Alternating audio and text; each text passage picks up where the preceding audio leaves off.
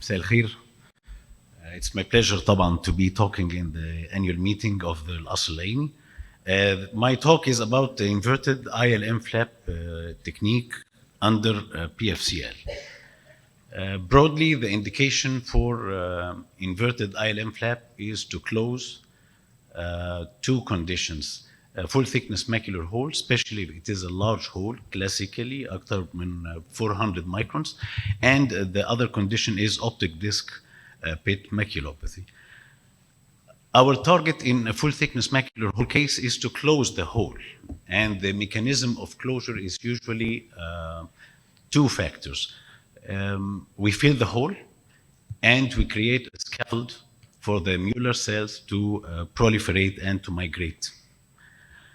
And the same applies to the optic disc pit maculopathy. We need to disconnect the vitreous cavity from the inner macular layers by filling the pit and in the same time creating a scaffold for the glial cells, the Mueller cells, to create a more tight mechanical barrier in this situation.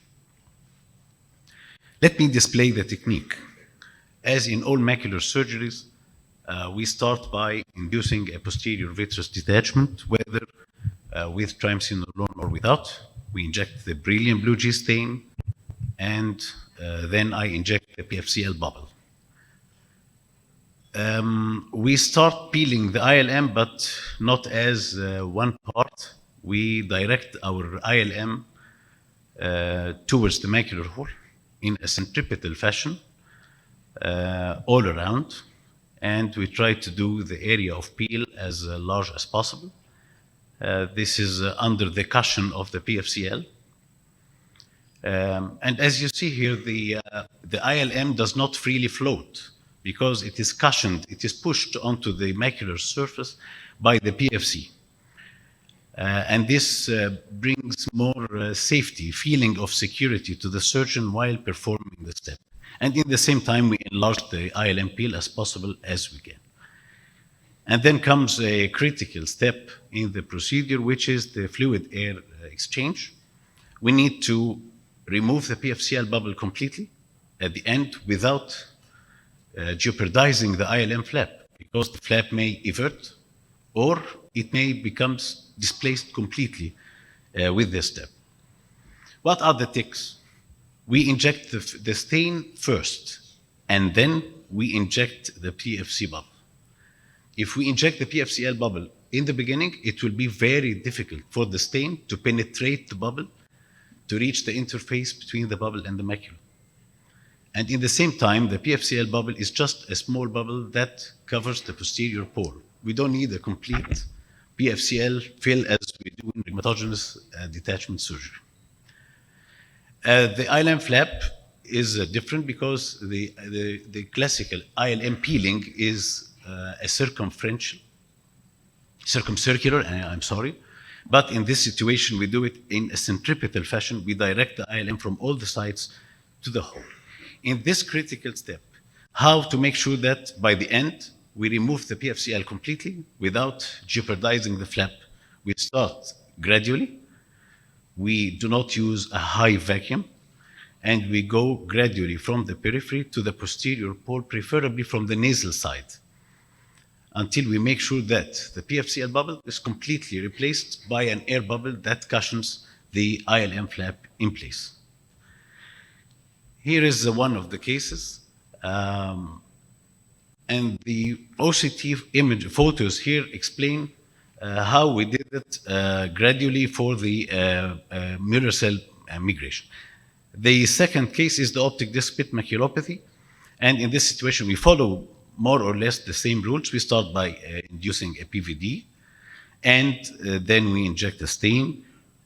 I perform an additional step in this situation, which is performing a laser, argon laser along the temporal edge of the optic disc, because for myself, I don't feel that an ILM flap can act as the only treatment for optic disc pit maculopathy. I would rather use it as an adjuvant step. And then under PFCL bubble, I start the ILM flap, but in this situation, we start from a different place. We start temporal.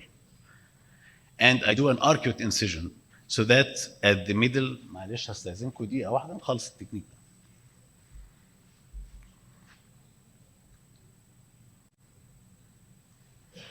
لا لا لا.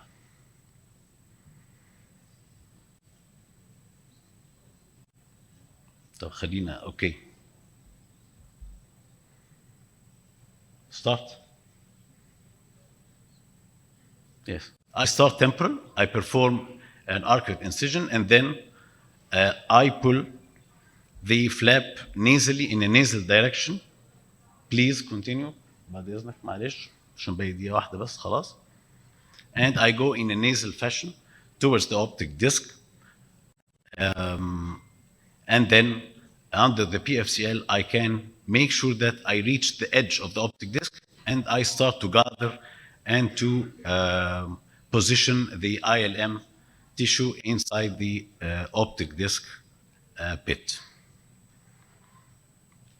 The optic disc pit maculopathy with this technique does not achieve the same satisfactory results as in the macular hole, because we just seek macular reattachment as possible as we can.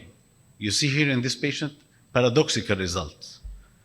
He had 0.05 vision, which improved to 0.6 in 3 months, but the macula did not reattach completely, despite the laser and ILM flap. But the question, why under PFCL?